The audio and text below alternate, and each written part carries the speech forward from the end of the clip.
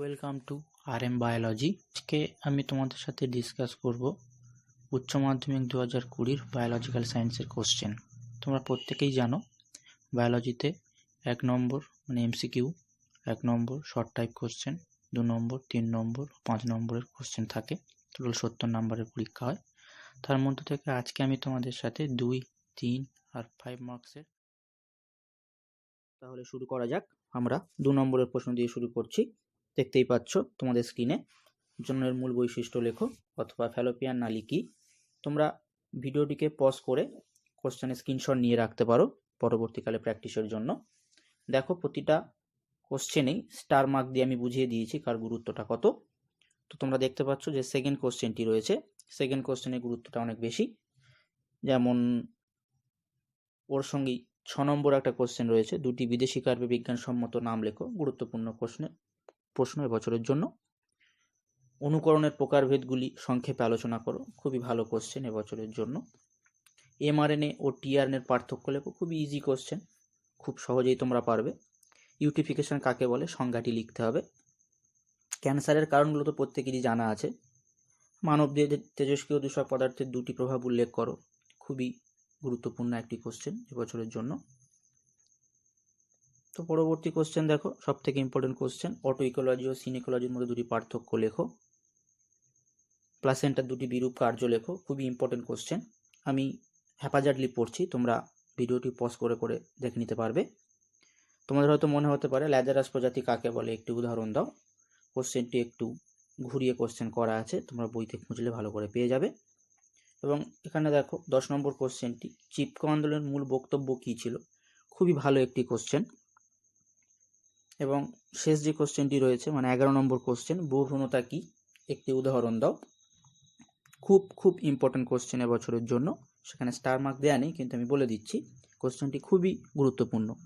খুবই গুরুত্বপূর্ণ একটি কোশ্চেন, এটি প্রত্যেকেরই পারা উচিত। তো যদি কারো ল্যাজারাস প্রজাতি কাকে বলে একটি উদাহরণ দেওয়ার কোনো সমস্যা থাকে, কমেন্ট বক্সে কমেন্ট করে বলবে, আমি প্রত্যেককে উত্তর করে দেব। এবার আসি মার্কস 3 কোশ্চেনে।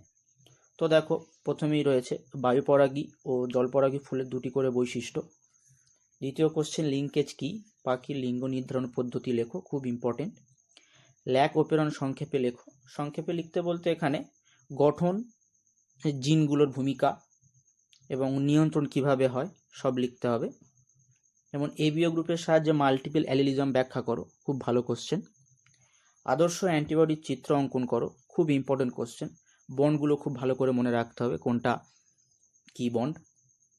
কলা পালনের গুরুত্ব, খুব ইম্পর্টেন্ট কোশ্চেন। দেখো 2টো রোগ নিয়ে বলা আছে এখানে, ক্লাইনফেল্টার ও টার্নার সিনড্রোম, ডাউন সিনড্রোম, এগুলো খুব ভালো কোশ্চেন। এবং জিন থেরাপি সম্পর্কে লেখো। খুব ভালো লেখা যাবে জিন থেরাপি সম্পর্কে যদি লিখতে বলা হয়। পেস্টের জৈব দমন পদ্ধতি আলোচনা করে, একটু বড় করে লিখতে হবে, লিখলে 3-এ 3 পাওয়া যাবে। দেখো নেক্সট কোশ্চেন তোমরা দেখতে পাচ্ছ, নিউক্লিওজোমের গঠন বর্ণনা করো। খুব খুব খুব ইম্পর্টেন্ট কোশ্চেন এবছরের জন্য। দেখো তারপরেই আছে ড্রাগের অপব্যবহার কাকে বলে, একটি ট্রাঙ্কুলাইজার ও উত্তেজক ড্রাগের নাম লেখো। আশা করি প্রত্যেকেই জানা আছে, জানা না থাকলে কমেন্ট বক্সে কমেন্ট করতে পারো, আমি সবার উত্তর দিয়ে দেবো। পরের কোশ্চেন রয়েছে দেখো, ইতর পরাগযোগের সুবিধা ও অসুবিধাগুলি লেখো। খুব ভালো একটি কোশ্চেন। এবং এরপরে যে কোশ্চেনটি আছে, হার্ডি উইনবার্গ মূলনীতি অথবা যেটি যদি আসে শর্ত লেখো। একই লিখতে হবে, এবছরের টপ মোস্ট কোশ্চেন এটি।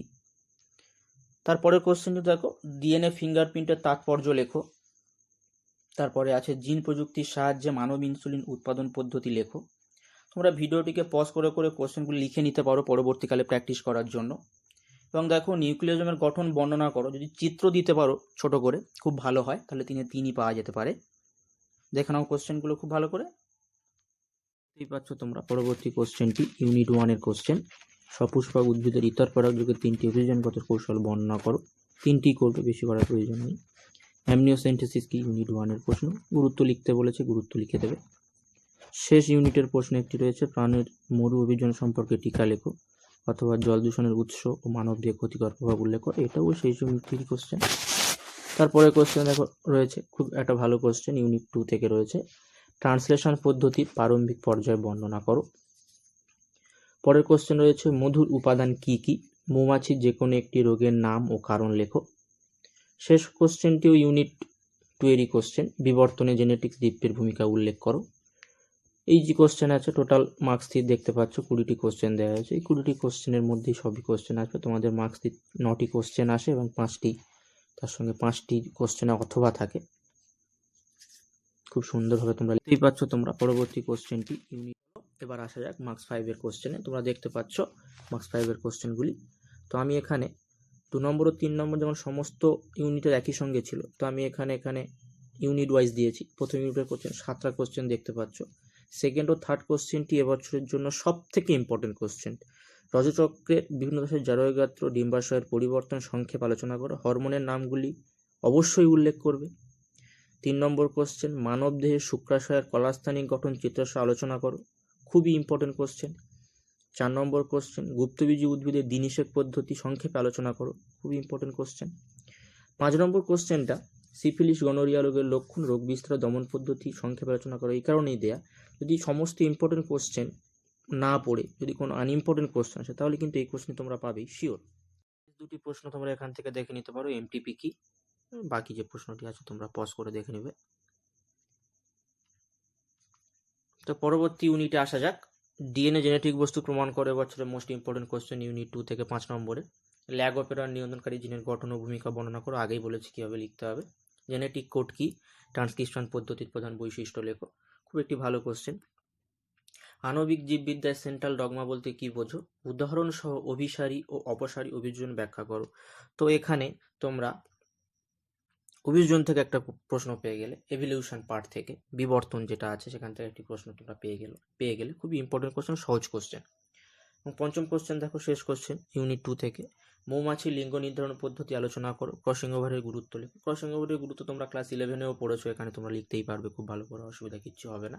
তো যদি তোমরা আমাকে প্রশ্ন করো ইউনিট 2 থেকে সব থেকে ইম্পর্টেন্ট প্রশ্ন, প্রথম এবং দ্বিতীয়টি খুবই ইম্পর্টেন্ট প্রশ্ন এবছরের জন্য।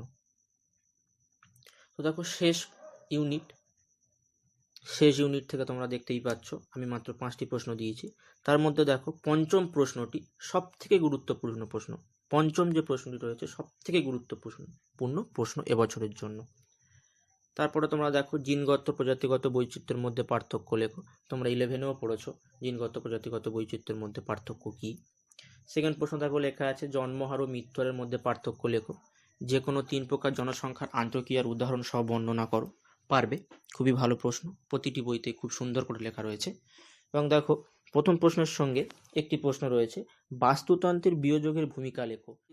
পরবর্তী প্রশ্ন রয়েছে জন্মহার ও মৃত্যুহারের মধ্যে পার্থক্য লেখো। যে কোনো 3 প্রকার জনসংখ্যার আন্তঃক্রিয়ার উদাহরণ সহ বর্ণনা করো।